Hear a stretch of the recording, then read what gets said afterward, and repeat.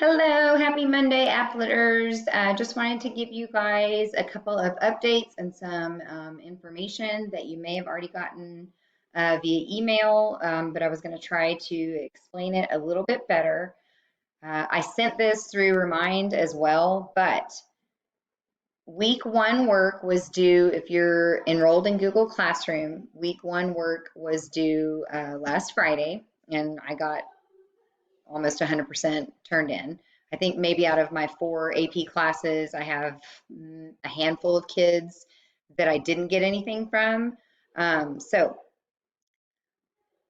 the new grades that we're allowed to put in are complete, in progress, and incomplete. Okay, so in Google Classroom, when you guys turn your essays into me, I can't give you a numerical grade in there yet. The only thing that we are allowed to do are those 3 grades, which we can't do that in Google Classroom. Skyward launched today, we are able to put those 3 different codes in starting today. However, because I do have some kids who are doing the paper packets, they were turned in today, but the teachers, we cannot get that work in our hands until Wednesday because they have to fumigate it and sanitize it and make sure that it's safe for us to handle. So I'll be up at school on Wednesday going through that.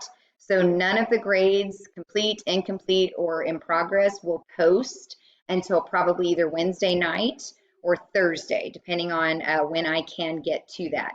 Mondays are a little bit different for me. Miss Clark and I are the 2 people from the English department who are supposed to be at school on Mondays, handing out packets and getting work back in. So I am at MacArthur from 8 a.m. until today it was till 11:30 a.m. and then I drive back out here to Spring Branch. So if you need me during that time on Monday, more than likely you're not going to be able to reach me because I'm passing out work and getting work turned into me at the bus lane. So that's why I'm a little bit late getting this video out to you all today because I didn't make it recording it this morning because things were a little bit crazy at school, as you can, I'm sure, imagine. So those of you who got comments on your final essay, I think sometimes I may have clicked on rough draft instead of final and put, improper MLA format or some MLA formatting or completely inappropriate or not MLA formatted at all. That's just a reminder to you that you're not doing that. Now, in the directions last week, it said a formal essay for your final draft. Formal essay does, and always will indicate that you must do MLA formatting. That is a formal essay. Your rough draft does not have to be an MLA format. Your rough draft can look however you want it to look because it's a rough draft. But your final draft of your essays, it does need to be an MLA format. So I did upload that information for you guys, I think last night, for you to refer back to. Just click on that, Purdue OWL. It has a sample paper. It gives you all of the rules. So just make sure you're going through and you're reading that. Most of the things, they were minor, like the heading was wrong, like maybe the date, or you didn't have both headings for the page numbers, small things like that, okay? That's all that meant. Again, I understand that you all are extremely frustrated, irritated, disappointed, a full range of emotions that you're going through that just with life in general right now, having been robbed thus far of your senior year. I completely empathize and I understand that. Please know that that's happening with us too. We have been robbed of our year. We don't go to school or become teachers to teach this way. We become teachers so that we can interact with you all and see our students. You're the reason why we're there. And I'm just staring at myself right now in this camera, and it is heartbreaking and it is frustrating because I want to be able to help you guys, and so much gets lost in translation with text. So, I know some of you have been frustrated with me. I apologize if I have been unclear or if I've miscommunicated anything.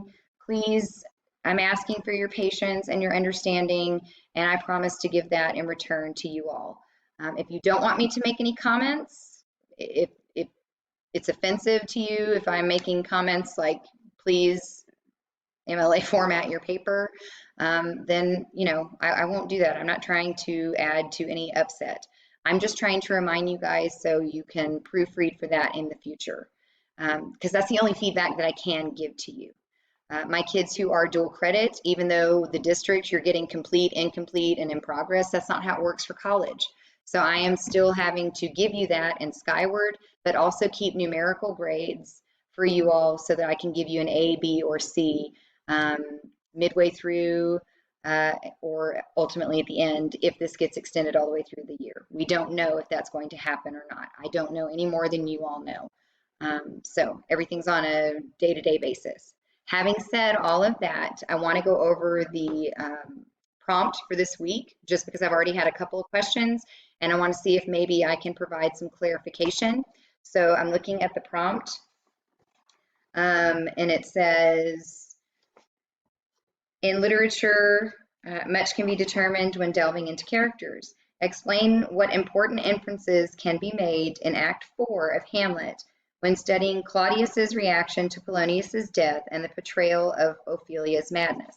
All of that happens in Act 4. At the beginning of Act 4, Claudius is talking about what he wants to do with Hamlet, i.e., get rid of him, send him off to England. So even though he does talk about that and has a reaction to Polonius's death in Act 3, I'm only talking about his continued reaction to it in Act 4. So you're only going to give me text evidence from Act 4 because that's what I'm asking about, okay? And obviously, we only deal with Ophelia's madness in Act 4 as well, okay? So I think everybody understands that well enough.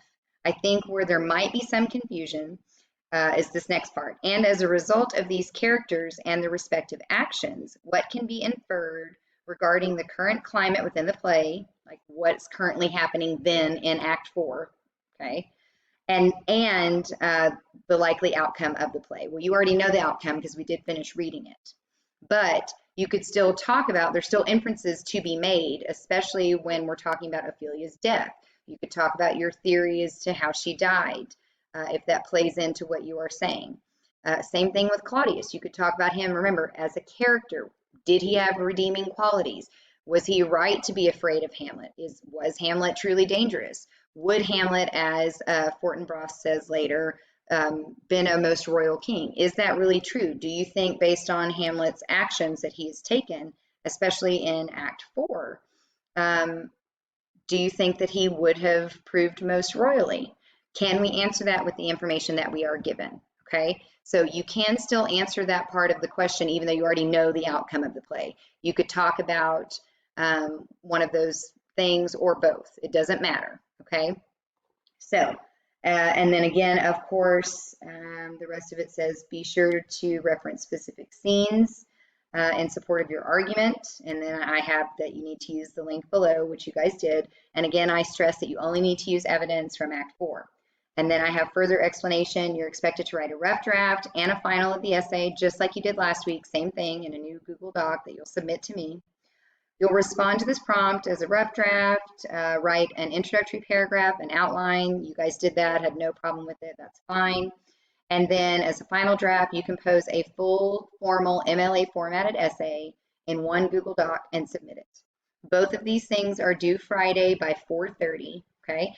Some of you I know have jobs, some of you cannot make that 4:30 deadline. That's just something that I have to put in. I have to put in a time in Google Classroom, so I just chose 4:30. If you get it into me Friday, but it's not until you get off work, say I had some people turn stuff in at like 11 at night, that's fine, okay? As long as I get it by, 11:59 p.m. Friday, that's okay. And even if I don't get it by then, your grade will be in progress, but once you turn it into me, it will change to complete, okay? I hope that that has helped with this week. I'm really trying to cut down on confusion. I'm not trying to add confusion. After this week, you guys will be just answering Socratic questions dealing with your book. So you should be reading. You should have already started reading your book that you were assigned last week because the questions are going to determine and have to do with that. They're going to pertain to that, sorry. So make sure that you are reading, that you are getting in contact with your group members. If you have a group member that you cannot get in contact with, I have made contact to every single student via student and parent or guardian via Google Classroom invite, email, text, voicemail, everything. So I've done that twice now. That's pretty much all I can do at this point. So if you don't get in touch with that person, again, don't worry about it, because even though it is a book club and you are reading this with other people, everybody's going to write their own research paper. So if someone in your book club is not talking to you or you can't get any response from them, that is okay. That will not count against you because everybody will be writing their own paper. Okay? I hope that that helps. That's what's going to take us through. Those of you taking the AP exam, log on to College Board that I uploaded last week, the link. They should have some review materials for you. I will start doing quote of the day. I did that today. Those aren't quick writes. Those are just things that I used to write on the whiteboard up in the top left-hand corner that some of you paid attention to and some didn't. Just because that was what I always did in real class, and I can't do that here this way, so I'm just going to send it through Remind every day, and hopefully it provides you all with some comfort, some encouragement. I appreciate your patience. We're all doing the best that we can. I know you guys are frustrated. I'm so, so sorry that this is happening. I really, truly am. I miss you guys like crazy. I don't want to teach this way. I know you don't want to learn this way. And hopefully we can see each other sooner rather than later. And I'm just going to keep sending those quotes. If you guys have funny memes, some of you have sent them to me, send them to me. Whatever we can do to make each other laugh and support each other and encourage each other during this time, that's what I'm most interested in doing. Okay? Bye, guys. I miss you so much. I hope you have a good Monday.